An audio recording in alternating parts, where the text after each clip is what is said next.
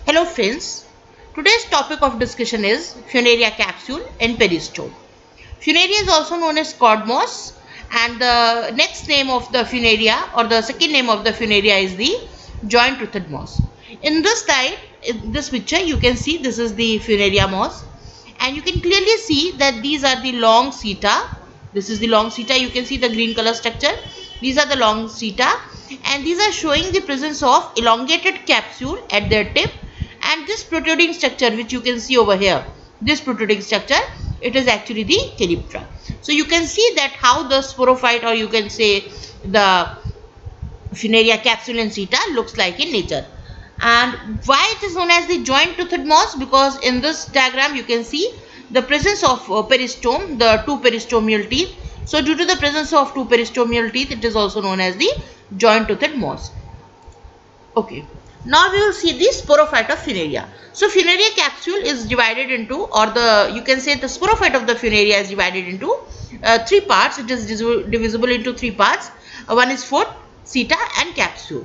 In the previous slide we have seen the sporophyte of Funaria, but the foot was not visible. Why? Because the foot is conical in shape and it remains buried inside the upper part of the gametophore. So because foot is inside the gametophore, so we are unable to see the foot in the previous diagram, and the function of the foot is absorption as well as the anchorage. If we talk about the seta, seta is long cord-like, and due to this cord-like long seta, Funaria is also known as the cod moss, and this seta holds the capsule high in the air, or you can say upward in the air. So this seta is also hygroscopic in nature. The term hygroscopic means the seta also reacts to the moisture content of the atmosphere.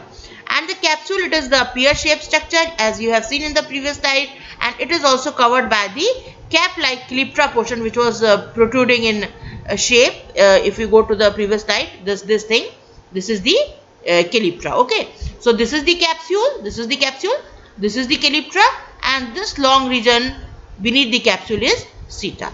So I hope it is clear now. Now let us move to the next slide. Now region of the capsule. In this slide you can see that this is the capsule, this is the long seta, you can see this one is seta, this is the capsule, and because the capsule matures and the calyptra falls off, so in this diagram you cannot see the presence of calyptra. As I told you that calyptra will fall off in the later time, when the capsule matures, this calyptra will fall off. Okay. So capsule is erect when young and it becomes pendant on maturity. As I told you that when this capsule will mature, the calyptra will fall off. So it will become near about pendant in position. Pendant means downwards. है ना? So initially it is upward, held high, but when it gets matures, it will just bend little bit downwards. Fine. So the capsule is differentiated into three regions. One is apophysis, the another one is theca, and the third one is the operculum. If you see this diagram, this one, this portion which you can see red in shape or red in color, this is actually the uppermost part of the capsule, and this is known as the operculum. This entire portion which you can see, which is urn shape, this thing greenish in color, it is theca, and the portion which is attached to the seta, downward portion, this down part which is attached to the seta, it is actually the apophysis. You can say the apophysis is the basal green region which is photosynthetic also, and this attaches the capsule to the seta. Okay, so let us move to the next slide. Yes, now we can see the LS of the Funaria capsule. Now in this diagram you can easily see what is this. This is the calyptra. I told you it will fall off when it become mature. This is the capsule. This is the capsule, and these are the seta. Okay. So if we cut the LS of this capsule, longitudinal section of the capsule, then we will observe this kind of structure. If you see that this is the LS of the Funaria capsule. Okay. If we just see all the regions of the Funaria capsule, this is the region which is seta, and this seta, it is attaching with the capsule, and this attaching region is known as the apophysis. You can see here, this is apophysis. Okay, and this uppermost portion which is known as the operculum or lid like portion, it is the operculum, and this middle portion, it is known as the theca. Now this theca will show you the presence of two horseshoe shaped structure. These are the spore sac. You can see this entire structure starting from here to here. This is the spore sac. This is the spore sac. Okay, so two spore sacs are present, and this spore sac will show you the presence of spores, and on both sides of the spore sac you can see here and here. Okay, so these both portions are showing you the air spaces, and this spore sac is attached to the remaining portion with the help of these septa like structures, or you can say these are the trabeculae. So it will attach the spore sac to this entire portion. So you can see the three parts of the capsule in this longitudinal section. One is operculum, which is the uppermost portion, lid like structure. The downward portion of the basal part is apophysis, which is attached with the seta, and this seta will again attach the entire structure to the gametophyte, or you can say the gametophore, and these are the spore sac. Let us move to the next slide. Okay, so it is the internal structure of the capsule. As we have discussed earlier, that the capsule has three parts: apophysis, theca, and operculum. So this is a little bit of theory part regarding the apophysis. So apophysis is covered by the layer of the epidermis, and it shows the presence of many stomata. And below the epidermis there is the spongy zone, which is known as the subepidermis, and these cells which constitute the subepidermis will show you the presence of chloroplast. Okay, and in the center of this apophysis, many conducting strands, or you can say many cells are present, elongated cells are present, which will constitute the conducting strand. And the middle part is known as the theca, and these are the some points regarding the theca. As I mentioned earlier, that the theca will show you the presence of spore sac, which is bounded externally by few layers of the cells, and the spore sac is filled with the spores, and these spores are formed by the reduction division in the spore mother cell. So initially the spore mother cells are present, and after the reduction division in the spore mother cell, the spores will be formed, and the spores will be remaining in the spore sac. And inner to the spore sac and just in the center of the theca region is present a solid column of sterile tissue that is called as the columella.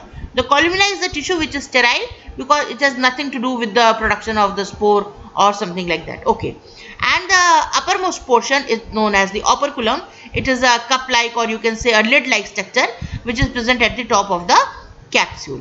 And at the base of the operculum there is a ring of the epidermal cells, which is called as the annulus. Okay, let us move to the next slide. Okay. Now, how the dehiscence of the capsule occurs, we have to see in this slide. Look, this is a slide which is showing you the capsule, and this is the operculum. And when this operculum will fall off, it will show you the presence of these teeth-like structure, which is known as the operculum. Now, what happens? Now, in this slide, you can see this is the moist capsule. This is the capsule drying, and this is the dried capsule. There are the three stages. Okay, this one is during the moist condition, when the moisture is present in the atmosphere. This is the condition when the atmosphere will show the drying condition, or the temperature becomes high and moisture content become less. The capsule starts drying, and this is the perfectly dried capsule. And I have taken this slide from the Raven et al. From a paper, and I have cited the reference over here, Arundeep Tandori. So I have cited the reference over here, and because I have included the slide from the paper just for the purpose of teaching. Okay, so when capsule dries up, what happens? When the atmosphere becomes dry, the temperature becomes high, the moisture content becomes less, so the capsule will become dry. The cells will lose water, and a tension will be created, or you can say that the cells will shrink. And due to this shrinkage, the spore sac inside the capsule will rupture, or it will burst. And because the spore sac will burst, so the spores will come out. And when this spore sac will burst, the annulus will also break away, and the operculum is thrown off, and peristomial teeth are exposed to the air. And these peristomial teeth, they shows the hygroscopic movement.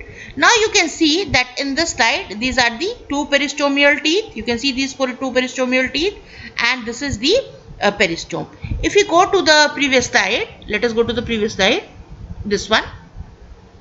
Look, in this slide, you have to observe one thing, that this is the operculum. Okay, so beneath the operculum there is a rim.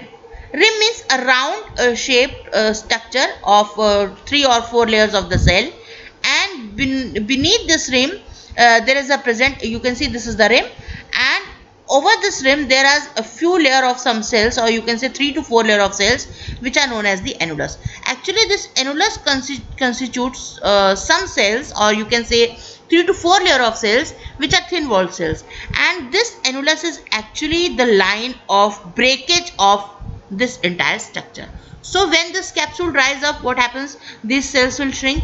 Okay, these all cells will shrink because they will lose water, and a tension is created over here, and due to this tension and shrinkage, the cells over here, which is known as the annulus, they will break. The cells at annulus will break.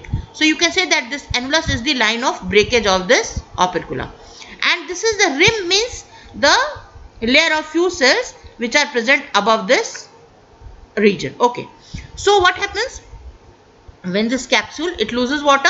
The operculum will be thrown out, because as I told you that the lid will be thrown off in the dried condition, and the line of descent will be along this annulus, and this spore sac will be exposed to air. But because the nature has created such a mechanism in this case in the Funaria capsule, that all these spores, they don't get dispersed at one time. So to just prevent the dispersal of spores at once and slowly, there is a mechanism which is known as the peristome or peristomial teeth. So when this operculum will be thrown off, these peristomial teeth will be exposed. So this is clear how the peristomial teeth will be exposed. And meanwhile also this spore sac, because these spores are intact inside the spore sac, you can see that these are the layers of cells which are protecting the spores inside the spore sac. This will also break because due to the shrinkage of the cell, a tension will be created, and there is air also inside the spore sac, and due to all this pressure, this spore sac will also burst and spores will come out. Now let us go to the next slide.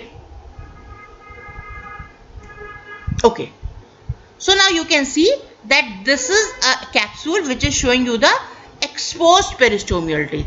Okay, because the operculum is thrown off, and we have discussed how these peristomial teeth will be exposed.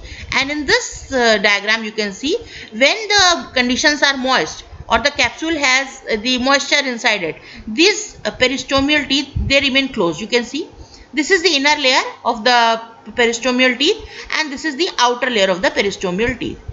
So there are two layers, one is known as the exostome, and the other one is known as the endostome. The endostome is this inner ring, and it is the outer ring which is the longest, and these remains closed, or they, you can see that they form a fringe like structure over the spore sac. Peri means around, and stoma means some opening or mouth like structure. So now you can understand what the term peristome means. So this is a condition during the moist conditions, or when the atmosphere is moist. Now when the atmosphere becomes dry, you can see over here, this is a drying capsule. When the atmosphere will dry, what happens? The cells will lose water, they will shrink, and now you can see this, they will retract back. These peristomial teeth, the outer layer, which are the longer ones, they will distract back, and thus the spore sac will be exposed to the outer atmosphere. And because they show the hygroscopic movement, they show the jerk movement due to the absorption of water and due to the release of the water.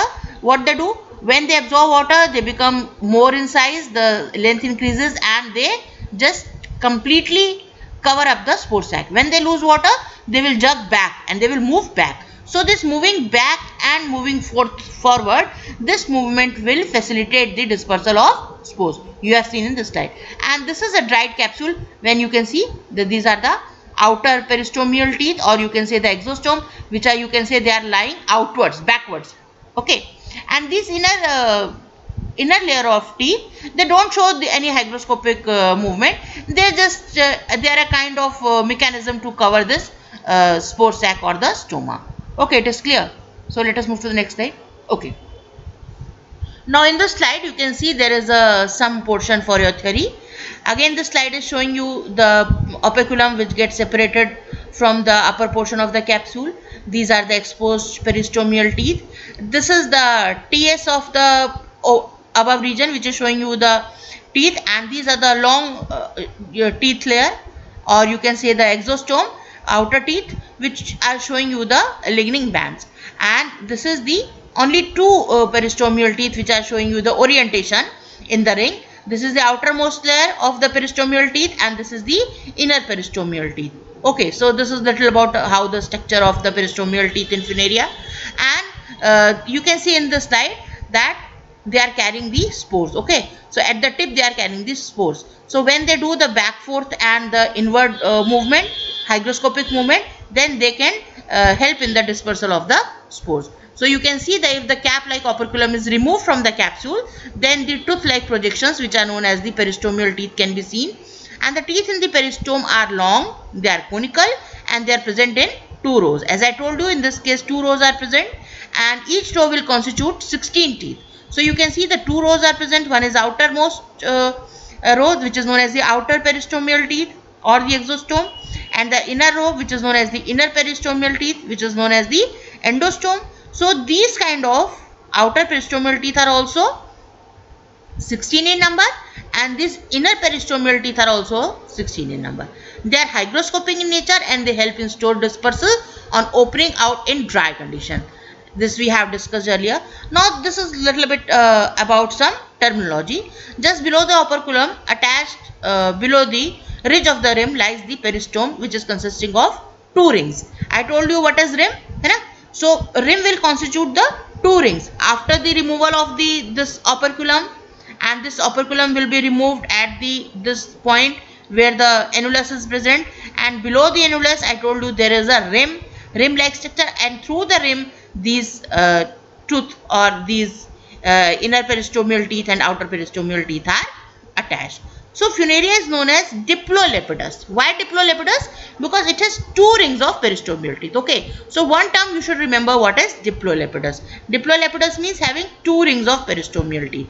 Now each ring of the peristome has 16 teeth. We have discussed this thing, and the peristomial teeth of 2 rings are superimposed over each other. You can see in this diagram, it is very clearly visible that they are superimposed. This is the inner one and this is the outer one. Due to this kind of orientation, that inner ring is opposite to the outer ring and they are superimposed, they are known as the epicrinoid. So the two terms are very clear. Diplolepidus due to having 2 rings, and epicrinoid due to superimposed orientation. And the outer ring of the tooth is very conspicuous. As we can see, it shows the presence of transverse bands, and this the outer ring, it also shows the hygroscopic movement. Okay, let us move to the next slide. Now what happens when the spore will come out? These spores will show the germination, or you can say the germination of the Funaria spore will occur, and they will form the protonema. In this picture you can see that this is a spore. It is showing you the 2 layers, the outer layer and the inner layer. 2 layers are clearly visible. This is the outer layer is known as the exosporium, and the inner layer is known as the endosporium. So after just absorbing some water and coming on the suitable substratum or the moist substratum, this spore will swell, they will just absorb some water, and this exosporium will rupture, and endosporium will come out in the form of a small germ protuberance, which will increase in size, and it will form a germ tube like structure. It will show further increase in the size due to cell divisions. Septa formation will take place, and thus a filamentous structure is formed. Now this entire filamentous structure is known as the protonema. In the protonema you can say there are fuse filaments which grow downwards inside the soil or the substratum, and sunlight doesn't reaches to this area because they are inside the substratum. So this region which grows inside the substratum will develop rhizoids, and the rhizoids will show the presence of oblique septa. So this is a very characteristic feature of Funaria, that the rhizoids will show you the presence of oblique septa. And some of the filaments which grow upwards, which get the sunlight, they form this chloronemal these filaments, and they will show you the presence of chlorophyll. And somewhere on this filaments, these bud like structures are formed, and further these bud will increase, they will divide, they will form a apical cell at their apex having 3 cutting faces. You can see that this is the apical cell having the 3 cutting faces, and this apical cell will form the entire gametophore, or you can see here the gametophore or adult plant is formed, giving rise to the stem and leaf-like structure, and these rhizoids are there.